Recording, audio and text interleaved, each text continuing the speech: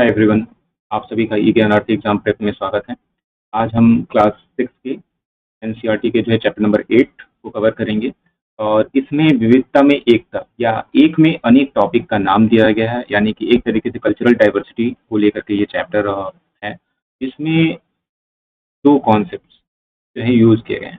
एक विविधता में एकता का जो कॉन्सेप्ट आप पहले से पढ़ते रहते हो, और एक में अनेक का कॉन्सेप्ट, ये दो कॉन्सेप्ट हैं। बेसिकली देखने में तो एक से लगते हैं, लेकिन जो विविधता को डाइवर्सिफाइड होने की बात कहीं ना कहीं करते हैं, तो एक होता है कि बहुत सारी चीजें मिल करके एक बनाती हैं।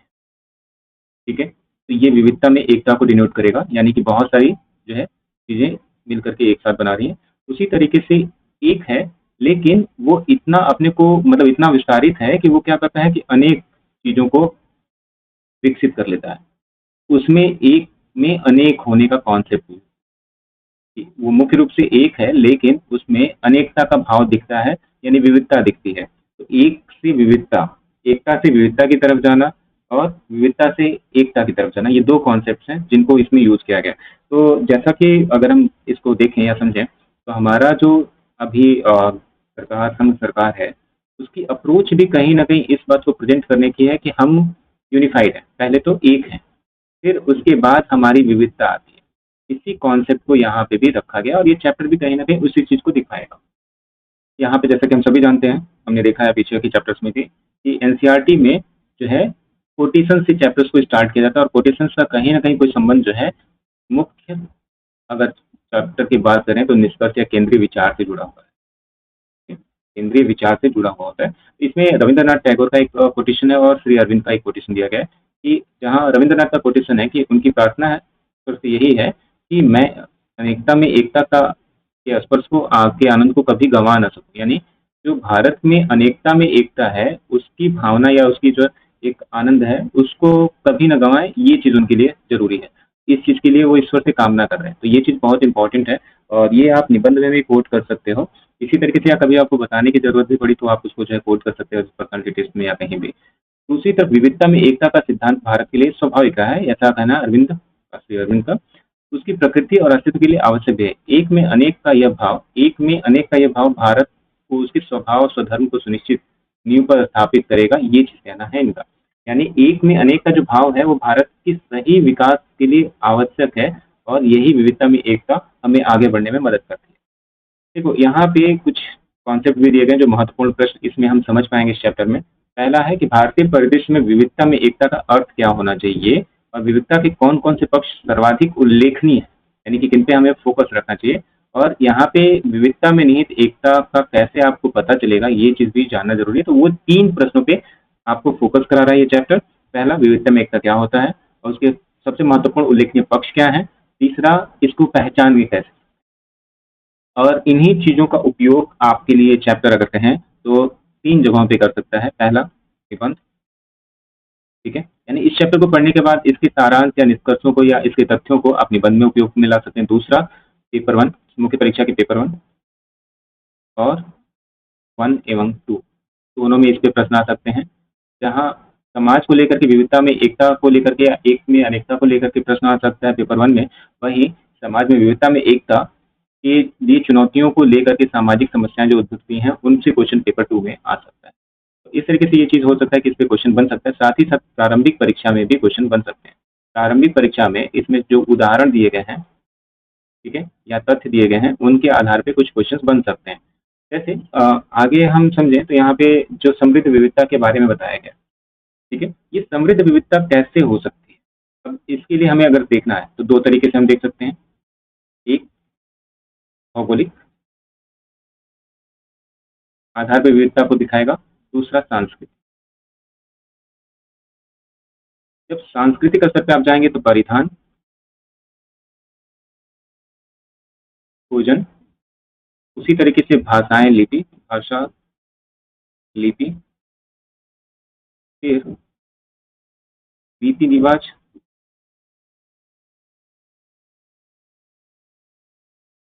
और इसके अलावा जो लोगों के रंग रूप की बात करते हैं उससे भी चीजें जुड़ी रहेंगी। बट ये तीन चीजें हैं जो मुख्य तौर पे प्रभावित करते हैं, विविधता को परिभाषित करेंगे या विविधता को बताएंगे। उसी तरीके से भौगोलिक तरीके पे आप देखोगे तो अलग अलग भूदृश्य हैं, उम्मीद करता हूँ कि आपको भूदृश्य पता होगा, अगर नहीं पता है तो आगे जब आप एनसीईआरटी कवर करोगे तो उसमें भूदृश्य भी आएगा। तो भूदृश्य का मतलब हो जाएगा कि भौगोलिक दृश्य जो है क्षेत्र, उनकी बात हम कर रहे हैं। उसके अलावा इसमें वनस्पतियां भी आ जाएंगी, वनस्पतिक विविधता, वनस्पतियां और जलवायु। ठीक है, जलवायु की विविधता जो है ये सब कुछ इसमें आएगा, तो ये विविधता हो जाएगी। वहीं एकता के तत्वों को अगर आप देखोगे तो एकता के तत्वों में, भौगोलिक तत्वों में अगर देखो तो मानसून, ठीक है, फिर ऋतुएं। इसके अलावा इसमें अगर एकता में आप जाते हो तो यहाँ पे होगा मुख्य भोज्य पदार्थ, ठीक है, फिर मुख्य मसाले खान पान से जुड़े हुए, और दर्शन। भारतीय दर्शन का भी एक तरीके से एक रूपता आपको देखने को मिलेगी क्षेत्रीय स्तर पे। ऐसी जो चीजें हैं वो बहुत कुछ प्रभावित करती हैं, इनको आप समझते हो। अब यहीं से प्रश्नों का जो किस तरीके का उपयोग होगा, अब यहाँ पे देखो, ये जो पैराग्राफ है अगर आप सही से समझो तो पर्यटन को लेकर के भी बहुत अच्छा है। पर्यटन पर भी अगर आपको लिखने के लिए आता है तो टेम्पलेट की तरह इसको यूज कर सकते हो या इसमें से चीजें निकाल सकते हो। उसी तरीके से विविधता को भी दिखाने के लिए ये आसान हो जाए, विविधता। ठीक है, इसमें जो विविधता है वो किस तरीके से काम करती है, ये चीजें आपके लिए बताना आसान होगा। अब यहाँ पे देखो, फिल्म्स के लिए अगर बात करें तो 1.4 अरब से अधिक निवासियों की बात की गई है, जो विश्व जनसंख्या का लगभग कितना बताया गया, 18%। कल को अगर 2025 के लिए ही अगर बात करें तो 2025 में भी ये क्वेश्चन सीधे आ सकता है कि जैसे पीछे में पूछा जा चुका है 2011 की जनगणना के आधार पे कि कितनी जनसंख्या है, कितना प्रतिशत है वैश्विक जनसंख्या का। तो ये डेटा अगर एनसीईआरटी में दे दिया गया तो आप इसको सही मान के चलिए कि 1.4 अरब से अधिक निवासी हैं और विश्व की कुल जनसंख्या का लगभग 18% जो है भारत में रहते हैं।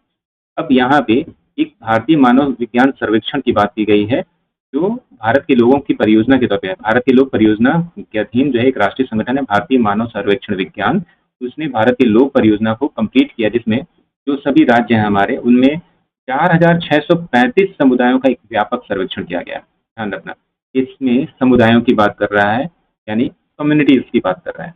वो खास करके अगर कहें तो विविध कम्युनिटीज की बात कर रहा है, जिसमें 25 लिपियां यानी 25 प्रकार की लिपियों का उपयोग करने वाली 325 भाषाओं की गणना की गई है। डाइवर्सिफिकेशन देखो, 4,635 से ज्यादा समुदाय, 25 से ज्यादा लिपियां और 325 से ज्यादा भाषाएं। एक और बात, आजादी के समय में जो जनगणना मतलब इस तरह की गणना की गई थी, उस समय में ये माना जाता है कि 500 से प्लस में भाषाएं थी, यानी कि कई सारी भाषाएं विलोपित हुई हैं। तो इसके पीछे एकीकरण का प्रभाव भी है।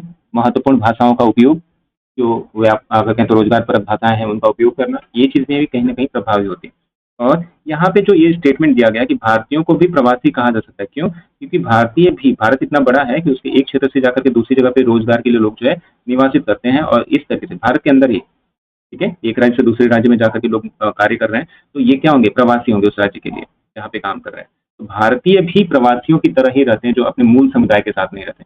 प्रवासी की परिभाषा बहुत सिंपल करेगा कि अपने जन्म स्थान के निकट या अपने मूल समुदाय के साथ न रहने के कारण जो लोग मतलब नहीं रहते हैं, जो वो प्रवासी कहे जा सकते हैं। इस बात को भी पुष्ट कर लीजिएगा कि सर्वेक्षण यही परिभाषित कर। ठीक है, आगे बढ़ते हैं इसमें। तो यहाँ पे विंसेंट विंसेंट स्मिथ का एक स्टेटमेंट दिया गया विविधता को लेकर के, कि विविधता को परिभाषित करते हुए विंसेंट स्मिथ ने भारतीय विविधता को कहा उल्लेखित किया है। इसमें उन्होंने कहा है कि यह इस अचंभित करने वाली विविधता में भारत का इतिहास किस प्रकार लिखा जा सकता है। इसके प्रश्न का उत्तर इसमें निहित है कि विविधता में एकता प्रदर्शित करता है, यानी विविधता होने के बाद भी भारत एकता प्रदर्शित करता है। और ये विविधता क्या है, में एकता कैसे प्रदर्शित करता है, तो मूल, लक्ष्य, ठीक है, यानी कि दर्शन से जुड़ा हुआ रख लो, धर्म से जुड़ा हुआ रख लो, ठीक है, या फिर खान पान से जुड़ा हुआ रख लो। खान पान में विविध प्रकार के खान पान बन सकते हैं, व्यंजन बन सकते हैं, ठीक है, लेकिन इन व्यंजन को बनाने में लगने वाले इंग्रेडिएंट, यानी कि जो भी सामग्रियां हैं, वो मुख्यतः सामान्य तौर पर पूरे भारत में उपयोग में लाई जाती हैं। तो ऐसी चीजों को आपको वहां पे जोड़ना है और इन्हीं से चीजें आपको क्लियर होते हुए मिलेंगी। अब सभी के लिए भोजन, यानी कि जिस तरीके से मैंने अभी बताया कि निश्चित अनाज, चावल, ठीक है, चावल है, जौ, गेहूं, बाजरा, ज्वार, रागी और विभिन्न प्रकार की दालें लगभग पूरे भारत में उपयोग में लाई जाती हैं। ठीक है, तो चावल, चावल संस्कृति हम भारत के लिए उपयोग ही करते हैं कि भारत के लिए चावल संस्कृति का शब्द उपयोग होता है। तो जौ, गेहूँ, बाजरा, ज्वार और रागी तथा विभिन्न प्रकार की दालें, भारत में सबसे ज़्यादा दालें खपत होती हैं, हर क्षेत्र में लगभग दाल खाई जाती है, तो ये चीज़ महत्वपूर्ण है। इसके साथ ही अब अगर देखोगे आप, तो यहाँ पे एक जो है क्षेत्र वाइज़ जो है कुछ अनाजों या दालों का उदाहरण दिया गया है। अब अरहर की दाल नॉर्थ ईस्ट में दी गई है, अगर आप इस चीज़ को लेकर के कन्फ्यूज़ होते तो गलत होगा। असम में चावल का उपयोग दिया गया है, ठीक है? बंगाल में चावल है, बिहार में चावल है, करते हैं तो छत्तीसगढ़ के क्षेत्र में भी चावल है। फिर नीचे थोड़ा-सा मक्का हो जाएगा, इधर छोले चना के उपयोग की बात है, फिर मक्का आंध्र प्रदेश के आस-पास भी हो रहा है। बाजरा एमपी में, छोले चना एमपी में ही है, अरहर दाल महाराष्ट्र में, अरहर दाल यहाँ पे भी है, कर्नाटका और आंध्र प्रदेश और तेलंगाना के बॉर्डर बॉर्डर पे है। ज्वार, बाजरा, कोलम चावल ध्यान रखिएगा केरला में हो जाएगा। सोना मंसूरी आंध्र प्रदेश का ही हिस्सा होगा, ठीक है। पुन्नी चावल जो है मे बी यहाँ पे अगर हम देखें तो बहुत थोड़ा सा बॉर्डर ही है तमिलनाडु और आंध्र प्रदेश का, तो पुन्नी चावल यहाँ से है। चना दाल आपको पता होना चाहिए कि गुजरात और महाराष्ट्र के बॉर्डर पे आ जाएगा। मूंग दाल राजस्थान, लोबिया पंजाब, राजमा हिमाचल प्रदेश और उत्तराखंड, राजमा जम्मू एंड कश्मीर, मसूर की दाल एमपी, बासमती जो है उत्तराखंड और यूपी के आसपास के क्षेत्रों में उगाई जाती है। तो अगर आप एक दो बार इस मैप को भी देखते तो आपको बहुत सारे जो मुख्य भोजन हैं उनके बारे में जानकारी मिल जाएगी, और दलहन कैसे यूज हो रहा है, चावल कैसे यूज, ये सब चीजें भी क्लियर होते चली जाएंगी। तो भारतीय परिप्रेक्ष्य को अगर आपको समझना है तो इससे आप समझ सकते हो कि दालें, राजमा भी दाल की प्रजाति है, उसका उपयोग हो रहा है वहां तक, तो वो चीजें आपको जोड़ती हैं, एक कनेक्टिविटी दिखाएंगी कैसे एकता है यहाँ पे, ठीक है। मुख्य अनाज के अलावा जो है जैसे मैंने बताया कि मसालों में हल्दी, जीरा, इलायची, अदरक जो है सामान्य तौर पे पूरे भारत में उपयोग की जाने वाली चीजें हैं। इसी तरीके से सब्जियां भी हैं, कुछ सब्जियां प्रमुख तौर पे एक साथ जाती हैं, यूज होती हैं, तो उनको विविधता में एकता के तौर पे देखते हैं। अब देखो परिधान, यहाँ पे एक बहुत अच्छा उदाहरण इस एनसीईआरटी में दिया गया है कि भारत में वस्त्र और परिधान के तौर पे भी बहुत सारी एकता है, यानी एकता के तौर पे दिखता है। जैसे एक उदाहरण लिया गया है साड़ी का, महिलाओं की साड़ी का उपयोग जो है महिलाओं द्वारा उपयोग में लाई जाने वाली साड़ी, तो ये साड़ी जो है ना भारत में एकता का प्रतिनिधित्व करती है,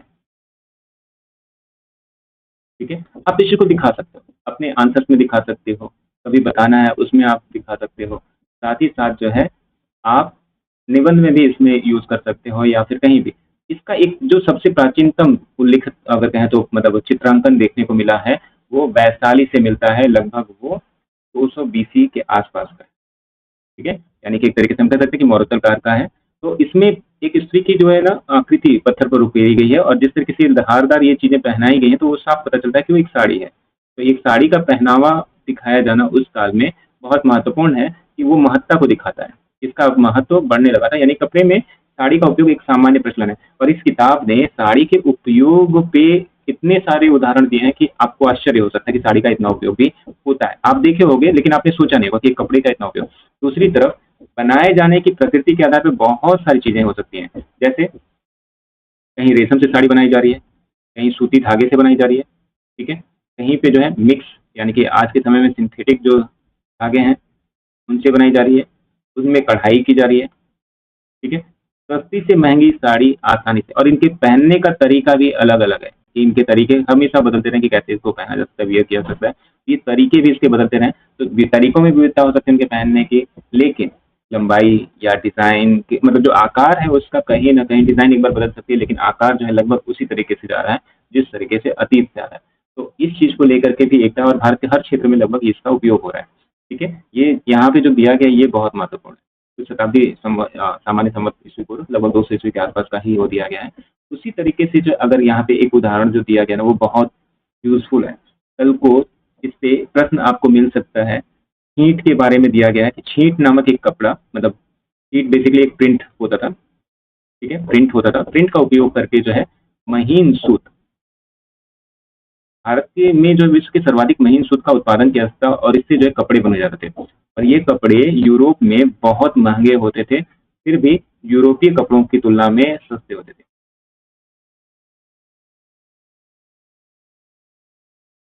ठीक है।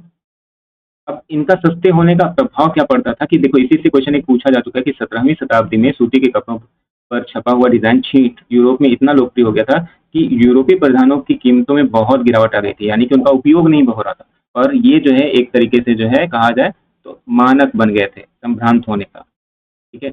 आपके घर में अगर ये कपड़ा यूज हो रहा है मतलब आप अमीर हो या समृद्ध हो।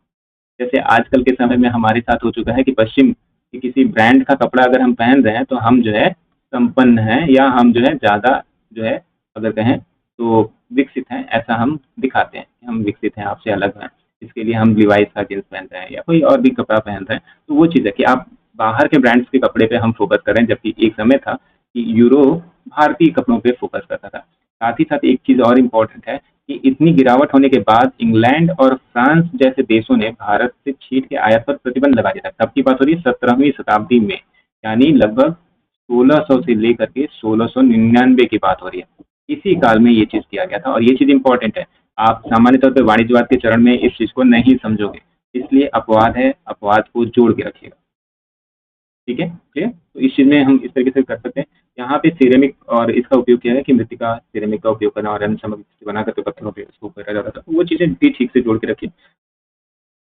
यहाँ पे देखो साड़ी के उपयोग को दिखाया गया है। ठीक है, परिधान के तौर पे तो यूज़ किया ही जा रहा है, बच्चे को सुलाने के लिए यूज़ किया गया है, अनाज को रखने के लिए किया गया है, मछलियाँ पकड़ने के लिए भी उपयोग किया गया है, कुछ सूखा रखने के लिए भी उपयोग किया जा रहा है। ऐसे बहुत सारी चीज़ें हैं जिनका उपयोग चलता रहा है। ठीक है, तो ऐसे साड़ी के उपयोग यानी कि वस्त्रों का उपयोग विविधतापूर्ण है, और ये भारत के हर कोने में आपको ये देखने को मिल जाएगा। अगर आप ग्रामीण क्षेत्रों में जा रहे हो या स्लम एरिया में भी जाओगे तो पुराना कपड़ा साड़ी का या दुपट्टा यूज़ करते हुए उसमें बच्चे को लिटा दिया जाएगा, जिससे बच्चा आराम से अपना लेटा रहे और बाकी वो काम करते रहें। ठीक है, तो ऐसी चीज़ों में आप उनको देख सकते हो। यहाँ भी उस चीज़ को दिखाया गया है कि पगड़ी के तौर पे इस साड़ी को यूज़ करना, धूप से बचने के लिए प्रयास करना, सोने के लिए साड़ी का एक तरीके से बिछा करके उस पे सो जाना। तो ये कहीं न कहीं उन महत्वपूर्ण चीज़ों को बता रहा है कि कैसे आपको चीज़ों को लेके चलना है, कैसे आप देखो। जैसे आप सबको पता है या नहीं, जब लवासना में ट्रेनिंग होती है तो सभी जो एस्पिरेंट सेलेक्ट किए जाते हैं उनकी ट्रेनिंग के दौरान उनको एक जगह पे फिक्स बैठने नहीं दिया जाता। ठीक है? दूसरी चीज़, उनके सीटिंग के लिए उनका नेम प्लेट लगा होता है प्रॉपर, और वो रोटेशन में रहता है। एक जगह पे वो बैठेंगे तो दूसरी जगह पे किसी के साथ और बैठेंगे। इससे कहने का मतलब है कि एक तरीके से भारत की विविधता, क्योंकि चुने जाने वाले जितने भी कैंडिडेट हैं वो विविधतापूर्ण होते हैं, विविध क्षेत्रों से आते हैं यानी रीजनल, तो उनके कल्चर को समझना, उनसे आपस में कोऑर्डिनेशन करना ताकि टीम वर्क भी कर सकें वो, और साथ ही साथ जो सांस्कृतिक विविधता है भारत की, वो वहाँ पे अपनी ट्रेनिंग के दौरान भी उस चीज़ को समझ सकें और उनमें यूनिटी है। से काम करने में भी एकता का भाव दिखे। तो यही चीज़ यहाँ भी है कि आप जितनी विविधता देखते हो उसमें अंदर ही अंदर इस तरीके के समायोजन है जिससे एकता बार-बार दिखती है। उसी तरीके से अगर हम देखें तो त्योहारों में भी विविधता है। भारत में बहुत सारे त्योहार हैं, आपने देखा होगा। लेकिन फसल कटाई, ठीक है? फसल कटाई और बुआई को अगर आप ध्यान में रखो, बहुत सारे त्योहार तो इसी के आस-पास, ठीक है? तो भारत में भी एक एग्ज़ाम्पल यहाँ पे दिया गया कि 14 जनवरी को मकर संक्रांति का पर्व मनाया जाता है। अब विभिन्न भागों में भी फसल कटाई का यह सूचक है, और इसी संक्रांति को विभिन्न क्षेत्रों में अन्य अन्य नामों से जाना जाता है। अब यहाँ पे बहुत सारे नाम दिए गए हैं जिनको जानना जरूरी है। जैसे जम्मू एंड कश्मीर में शिशुर क्रांति नाम दिया गया है, यहाँ पे पंजाब हरियाणा वाले क्षेत्र में, हिमाचल में माघी लोहड़ी नाम दिया गया है, उत्तर प्रदेश नॉर्थ इंडिया में खिचड़ी उसको बोलते हैं, खिचड़ी पर्व हो जाता है। असम में माघ बिहू हो जाएगा। उसी तरीके से बंगाल के आसपास के क्षेत्र में पौष संक्रांति हो जाएगा। मकर संक्रांति जो है एमपी के आसपास मकर संक्रांति, यहाँ भी गुजरात में उसको उत्तरायण बोलते हैं। ठीक है, ऐसे ही अगर आप देखो फिर उड़ीसा के आसपास के क्षेत्र में मकर संक्रांति। अब यहाँ पे गौर से देखना, आंध्र प्रदेश में पन्नुगा टर्म है, फिर मकर संक्रमण कर्नाटका के क्षेत्र में, मकर किलंकु जो है केरला में, पोंगल जो है तमिलनाडु के क्षेत्र में। तो आप इतने सारे नाम एक संक्रांति के लिए आ रहे हैं, जो हम मकर संक्रांति का पर्व मनाते हैं उसके लिए आ रहा है इतने सारे नाम। तो आप इसको उसके साथ जोड़ करके रख सकते हो, और ये चीज़ बहुत इंपॉर्टेंट है। ठीक है, इनमें से कोई भी नाम पेड्डा या पंडुगा जो है आपको मिल सकता है, या किलांकु विलांकु जो है विलांकु, वो आपको मिल सकता है। तो उन सी चीज़ों को जोड़ के रखिए और चीज़ों को समझिएगा। ऐसे ही हमारा साहित्य, ठीक है, अगर हम साहित्य की बात करें तो साहित्य भी इतना ही प्रभावी है। अब हमारे दो महाकाव्य, ठीक है, उनकी भी बात कर लो, चाहे रामायण हो या महाभारत।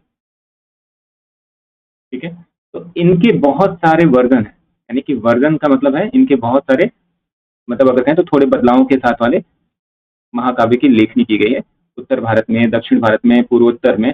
खास बात यह है कि इनके जो कैरेक्टर्स हैं, चरित्र हैं, वो ऐसा कहीं भारत का क्षेत्र नहीं होगा जहाँ पे वो उस समय के दौरान गए नहीं हो और उनकी पूजा के लिए वो स्थल वहाँ पे प्रसिद्ध ना हो।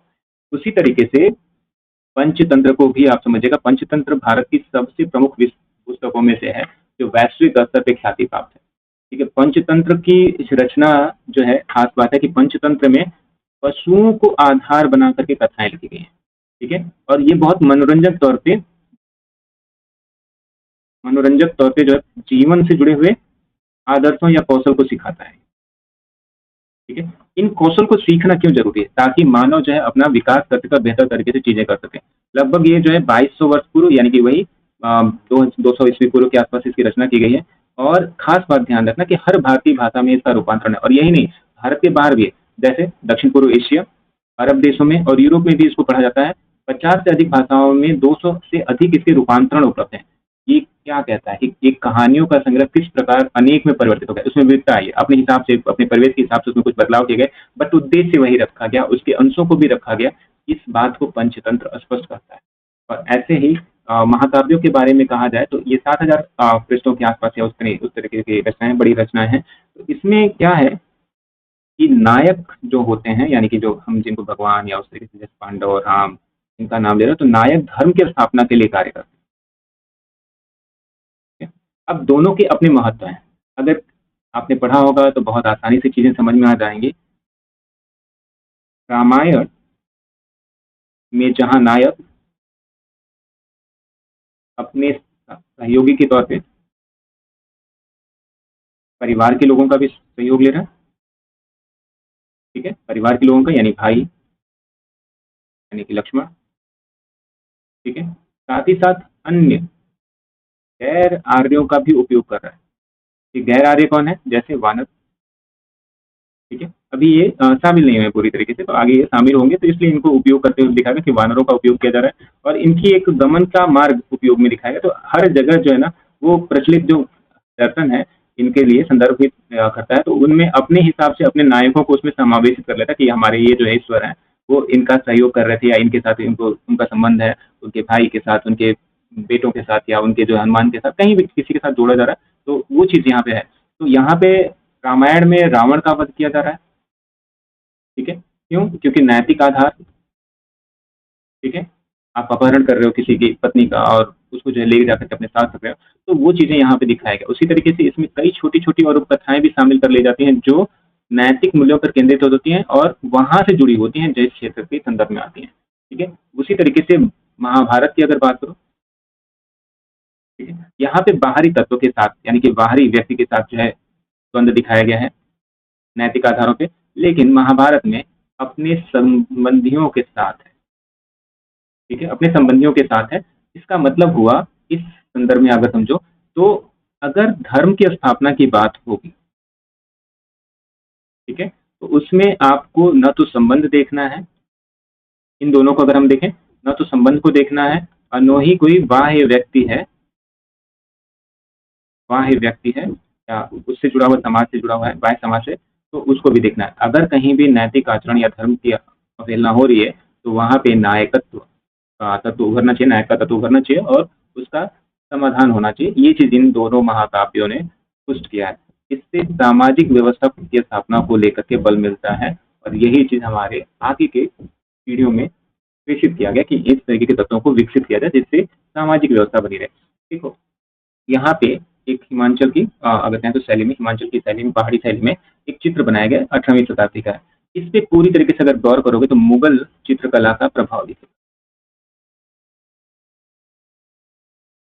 ठीक है, एक प्रोजेक्टेशन ये दिखाया गया कि यहाँ पे किस तरीके से चीजों को किया जा रहा है, उड़ने वाले घोड़े और इस तरीके से, लेकिन घोड़ों को गौर से देखो, ठीक है, तो आपको चीजें समझ में आ जाएंगी। दूसरा, यहाँ पे चित्रों में व्यक्तियों का जो चित्र बनाया गया है उसको भी अगर आप समझोगे तो ये चित्र जो है इस्लामिक शैली के प्रभाव में है।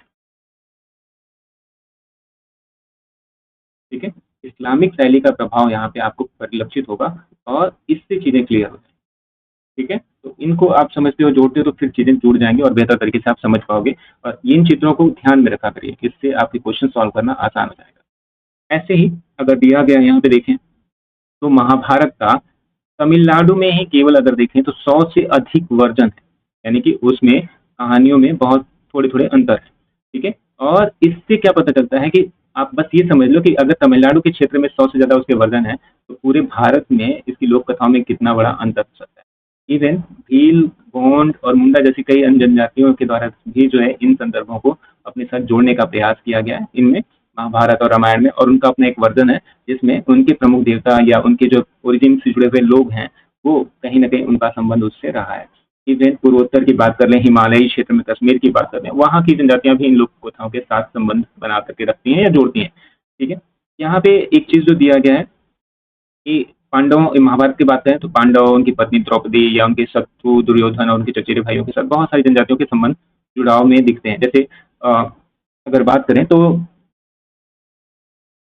रावण रावण के साथ जो है साउथ में संबंधों को दिखाया जाता है कि उसका संबंध रहा है वहाँ से। तो इस तरीके की चीज़ें यहाँ पे के एस सिंह द्वारा निर्देशित भारत की लोक परियोजना में का ऊपर हमने उल्लेख किया था कि ये जो है उसको लेकर के वहाँ पे उन्होंने स्पष्ट किया है कि महाभारत के विचार जो है या लोक कथाओं के अनुसार देश में शायद ही ऐसा कोई स्थान हो जहाँ माना है कि पांडव न गए हों। इसी तरीके से जो उनका संबंध जोड़ करके रखने का प्रयास, तो बेसिकली वो गए या नहीं गए इसकी बात नहीं है। महत्व ये है कि इन कहानियों के साथ अपने को जोड़ करके जो है हिंदू धर्म या उस संस्कृति के साथ जुड़ाव दिखाना जो उनको समावेशित करके आगे बढ़ने में मदद करती है, वो इसका प्रमाणीकरण देता है। ऐसे ही नीलगिरी के जंगलों में इरुला जनजाति के द्वारा जो का एक मंदिर है जिसमें पंच पांडवों को दर्शाया गया है, और यहाँ पे ये बात स्पष्ट करता है कि इस क्षेत्र से पांडव गुजरे थे। तो जो आपको इरुला जनजाति के द्वारा जो है बनाए गए मंदिर में इनका उपयोग करना, तो क्या बताता है? एक तरीके से स्वीकृति के लिए कि हमारा भी संबंध जो है अगर कहें तो पांडवों से है। ठीक है, पांडवों से है, तो पांडवों से होने का मतलब हम भी जो है हिंदू धर्म से जुड़े हुए हैं। एक तरीके से अब इन जनजातियों का जो समावेशन या इस संपर्क में है ब्राह्मण धर्म के, तो उसके साथ ही उनके तत्वों को एक्सेप्ट करके इन्होंने अपने को उससे जुड़ा हुआ बताया है या उसके साथ जोड़ लिया। ऐसी चीज़ें बहुत इंपॉर्टेंट है। इसी तरीके से आप जो शास्त्रीय कलाओं को भी देखोगे ना, तो उनमें भी विविधता में एकता, पहले शास्त्रीय कलाओं का एक स्वरूप विकसित हुआ और उनके बाद उनकी क्षेत्रीय विविधताएं उभर करके आती हैं, तो एकता में अनेकता वाला भाव भी यहाँ पे स्पष्ट करके देखने को मिलेगा। तो ये चैप्टर हमने इस तरीके से कंप्लीट किया है और इसमें विविधता में एकता और एकता में अनेकता के दोनों तत्वों को हमने देखा है। तो जरूरत पड़ने पे आप जो है विविधता में एकता वाले तत्व को पुष्ट कर सकते हो और एकता में अनेकता वाले तत्व को भी पुष्ट कर सकते हो, और ऐसी चीज़ों पे आपका फोकस पूरा अच्छे से रहना चाहिए। ठीक है, यहाँ पे कोई ऐसा क्वेश्चन नहीं है ऐसा जिसको डिस्कस करना चाहिए, आपको करना चाहिए, बट फिर भी मैं चाहूँगा कि इन क्वेश्चन को जरूर से पढ़िएगा और चीज़ों को समझने के बाद आप एक अपना शॉर्ट नोट जरूर से बनाइए। जिन पॉइंट्स पे मैंने फोकस करा है वो आपके लिए बहुत इंपॉर्टेंट है, और उन चीज़ों को जितना अच्छे से आप प्रिसाइज वे में फ्लो चार्ट में बना के रखोगे, फिर ये आपके लिए एक तरीके से एसेट हो जाएगा जो आपके ऐसे पेपर 1, पेपर 2, प्रीलिम्स हर जगह पे काम करेगा। ठीक है? अगर ये वीडियो आपको अच्छी लगी है तो आप दूसरों के साथ इसे शेयर करिए, और पॉसिबल हो तो आप इसे सब्सक्राइब करिए, और अच्छा लग रहा हो तो डेफिनिटली इसे लाइक भी करिए ताकि मुझे भी एक मोटिवेशन मिले और मैं चीज़ों को और बेहतर तरीके से कंप्लीट कर सकूँ।